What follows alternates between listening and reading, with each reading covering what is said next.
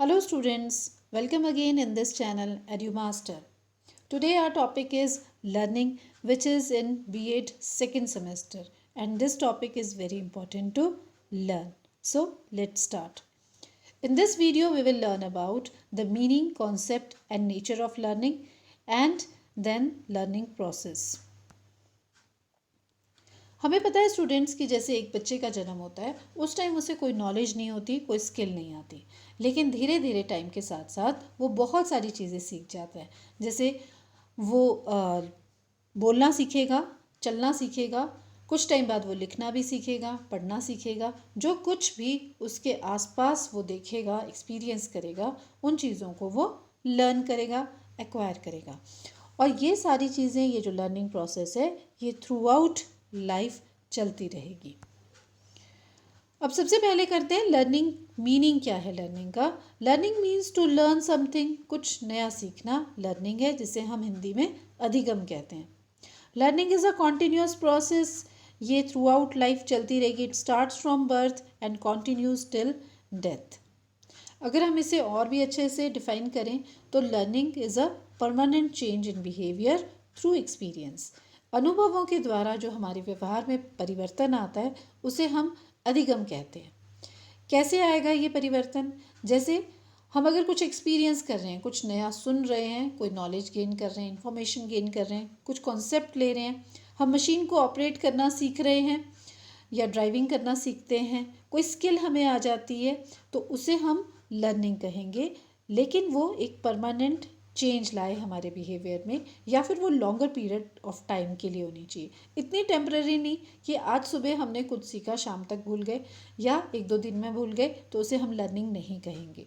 तो एक्सपीरियंस से अगर हम कोई भी चीज़ एक्सपीरियंस कर रहे हैं अपने इन्वायरमेंट में या अपने आप, और फिर उससे हमारे मन में, हमारे स्किल में कोई चेंज आता है या फिर प्रोग्रेस हम कर रहे हैं, तो then it is known as learning. हम तीन एलिमेंट्स करते हैं लर्निंग के, इसको समझने के लिए।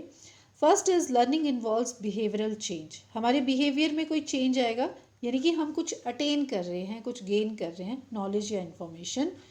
ये बेटर भी हो सकती है, वर्स भी हो सकती है। इसका मतलब ये है कि लर्निंग में भी इन पॉजिटिव डायरेक्शन और नेगेटिव डायरेक्शन। मतलब ये डिज़ायरेबल चेंज भी हो सकता है, अनडिज़ायरेबल भी हो सकता है।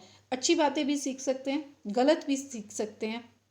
जैसे हमने एजुकेशन किया था अपने पहले के वीडियो में, उसमें क्या था कि education is also modification of behaviour, but desirable change है एजुकेशन। लेकिन लर्निंग जो है वो नेगेटिव वर्स भी हो सकती है और गुड भी हो सकती है, but it is a change in behaviour. Second thing, learning is due to some experience, किसी अनुभव के द्वारा होगी। कोई चीज़ हम फील कर रहे हैं, हम सुन रहे हैं, इन्वायरमेंट से भी हम वो एक्वायर कर सकते हैं, तो या फिर हम अपने आप ही वो चीज़ सोच समझ के इंटेंशनली ले रहे हैं, तो इससे हम बिहेवियर में जो चेंज आएगा एक्सपीरियंस के थ्रू, उसको हम लर्निंग कहेंगे। And this change is not as a result of maturity और ग्रोथ। ग्रोथ के साथ साथ, एज के साथ हमारे में जो कुछ चेंजेस हैं वो भी आ जाते हैं, जो नेचुरल होंगे। ज़रूरी नहीं है हर चेंज लर्निंग ही हो।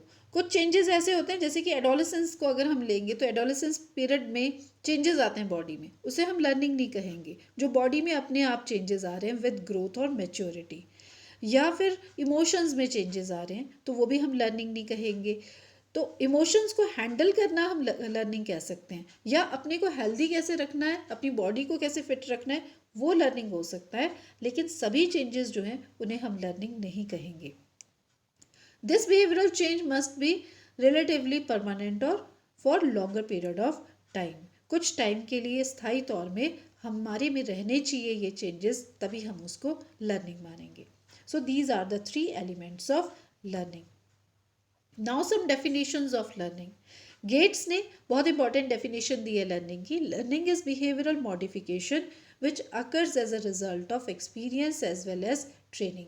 लर्निंग एक बिहेवियरल चेंज है, मॉडिफिकेशन है, जो कि एक्सपीरियंस या ट्रेनिंग के बाद हम में आती है, तो उसको हम लर्निंग कहेंगे। क्रो एंड क्रो ने जो डेफिनेशन दी है, that is also very important.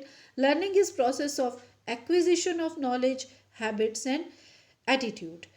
Learning में हम एक्वायर करते हैं नॉलेज को, हैबिट्स को, या एटीट्यूड को हम एक्वायर करेंगे, यानी कि ग्रहण करना, अर्जित करना ज्ञान को या फिर एटीट्यूड को या कुछ आदतों को, तो उसे हम लर्निंग कहेंगे। फिर ये पील ने कहा है learning can be described as change in individual which takes place as a result of environmental change. Environment से हम कोई स्टिमुलाई लेते हैं, कोई उद्दीपक है जिसको हम सीख जाते हैं या जिसके लिए हम रिस्पॉन्स देते हैं, तो उसको हम कहेंगे लर्निंग। अगर हम इन सब को कंक्लूड करें तो लर्निंग का मीनिंग क्या निकलता है?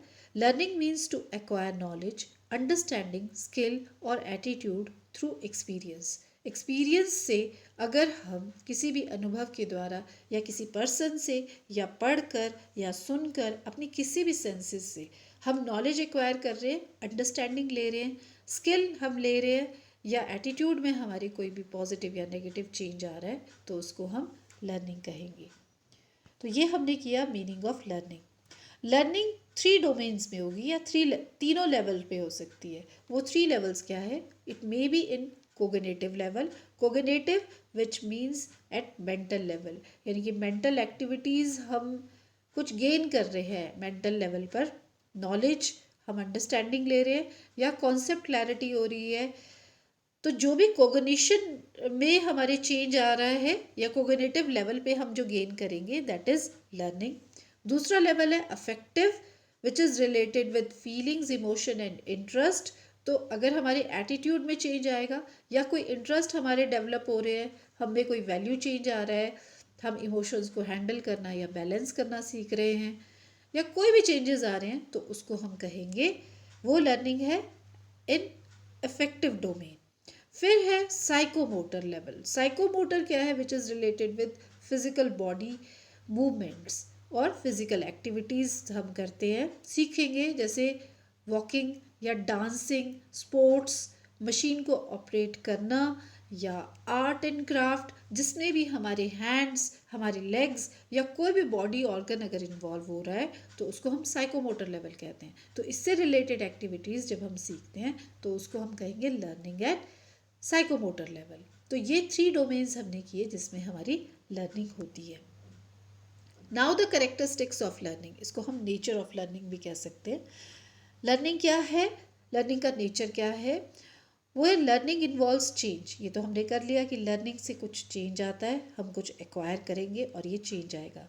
Learning is process of acquiring information. सिर्फ इन्फॉर्मेशन ही नहीं, नॉलेज हो सकती है, अंडरस्टैंडिंग हो सकती है, हैबिट या स्किल्स भी हो सकते हैं।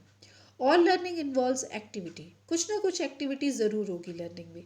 वो मेंटल एक्टिविटी भी हो सकती है, आप दिमाग से रिलेटेड कोई काम कर रहे हो, कॉन्सेप्ट्स कर रहे आप गेन कर रहे हो, या रीजनिंग चल रही है, प्रॉब्लम सॉल्विंग हो रही है, कोई मेंटल एक्टिविटी भी हो सकती है या फिजिकल एक्टिविटी भी हो सकती है।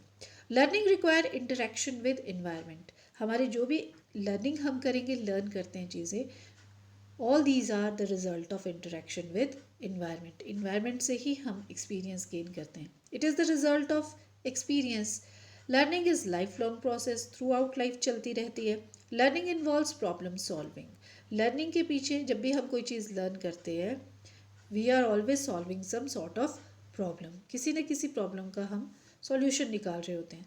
Learning is result of maturation and experience. ये 2 फैक्टर्स हैं विच आर रिस्पॉन्सिबल और विच इफेक्ट लर्निंग। एक सर्टन अमाउंट की मैच्योरिटी का होना बहुत ज़रूरी होता है लर्निंग के लिए। जैसे कि अगर राइडिंग है, बाइसिकल राइडिंग है, वो एक अगर 3 साल का बच्चा सीख सकता है तो 1 साल का बच्चा नहीं सीख पाएगा।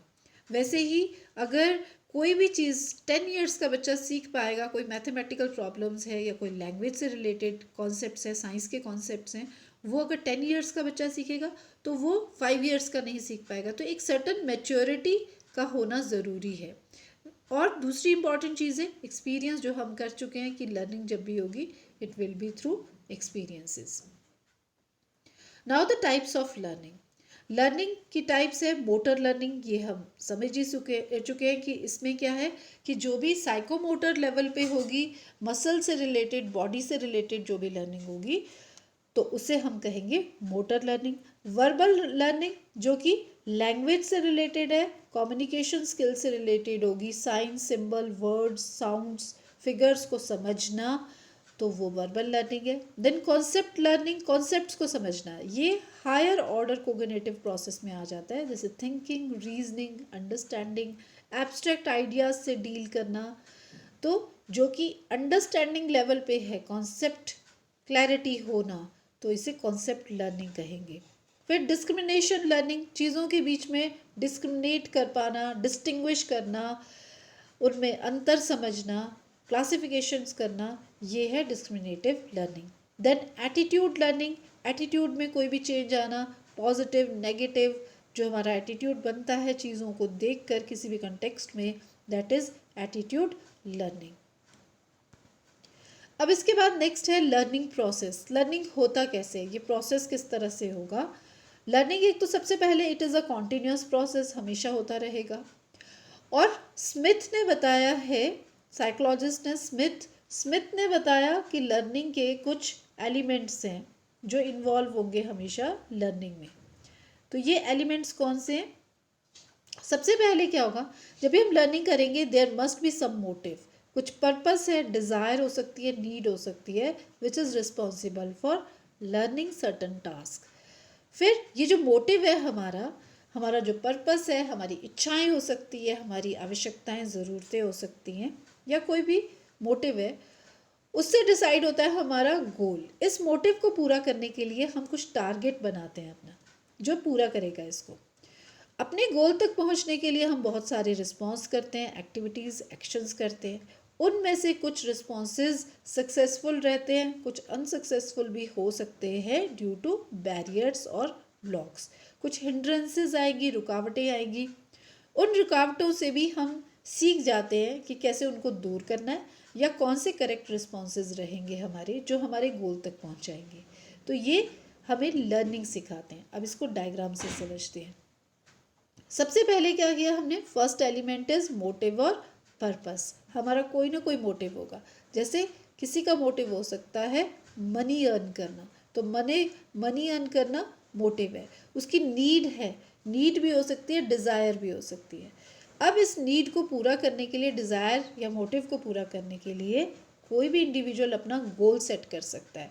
ये गोल क्या होगा, जहाँ से वो मनी अर्न करेगा, that may be job, business, कुछ भी हो सकता है ऐसा जिससे वो मनी अर्न करेगा।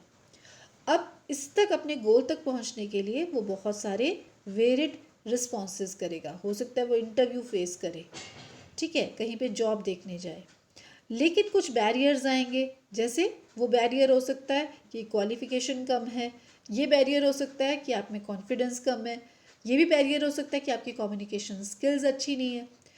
तो इन बैरियर्स को दूर करने के लिए इंडिविजुअल कभी करेक्ट रिस्पॉन्स देगा, या तो अपनी क्वालिफिकेशन बढ़ा लेगा, या कम्युनिकेशन स्किल या कॉन्फिडेंस बढ़ाएगा। तो कुछ करेक्ट रिस्पॉन्सेज जब वो देगा तो उससे वो अपने गोल तक पहुंचेगा, और इससे वो लर्न कर लेगा कि करेक्ट रिस्पॉन्स क्या है अपने हमेशा गोल तक पहुंचने के लिए। ये तो बहुत बड़ा एग्जाम्पल था जॉब अपनी लेने के लिए, लेकिन ऐसे छोटे छोटे पर्पस हमारे बनते रहते हैं, और उस पर्पस को, डिज़ायर को पूरा करने के लिए हम छोटे गोल भी बनाते हैं, अपने ऑब्जेक्टिव बनाते हैं, और डे टू डे लाइफ में भी हम एक्शन एक्टिविटीज़ करते रहते हैं। कई बारी ब्लॉक्स आते हैं, बैरियर्स आते हैं, और उनको हम हटा कर, उनको फेस करके हम अपने गोल तक पहुंचना सीख जाते हैं। तो अगर हम यहाँ से छोड़ दें, बैरियर्स को छोड़ दें कि नहीं ये हमसे नहीं होता है, तो फिर तो वो छूट ही गया, फिर तो हम गोल तक पहुँचे ही नहीं। लेकिन अगर हम लगे रहेंगे और करेक्ट रिस्पॉन्स देंगे तो हम सीख भी जाते हैं कि कैसे हमने अब टारगेट तक पहुँचना है। तो ये एक कॉन्टीन्यूस प्रोसेस है, और स्मिथ ने ये कहा है कि ऑल दीज एलिमेंट्स, जो हमने 4 एलिमेंट्स किए, ये सभी ज़रूरी हैं लर्निंग के लिए। तो अब हम कंक्लूड करेंगे कि हमने क्या पढ़ा। हमने आज किया लर्निंग मीनिंग, इसका concept, nature of learning, then types of learning and process of learning. अगर कंक्लूड करें, learning is process which brings progressive change in behavior which helps an individual to acquire knowledge, understanding, skill और attitude. Learning वो permanent change है behaviour में जो experience से आता है, और एज अ रिज़ल्ट लर्निंग हम क्या गेन करते हैं, हम कोई नॉलेज गेन करते हैं, अंडरस्टैंडिंग, स्किल या एटीट्यूड। तो आज हमने लर्निंग के बारे में पढ़ा। नेक्स्ट वीडियो में हम पढ़ेंगे लर्निंग कर्व्स के बारे में। Thank you very much for watching this video.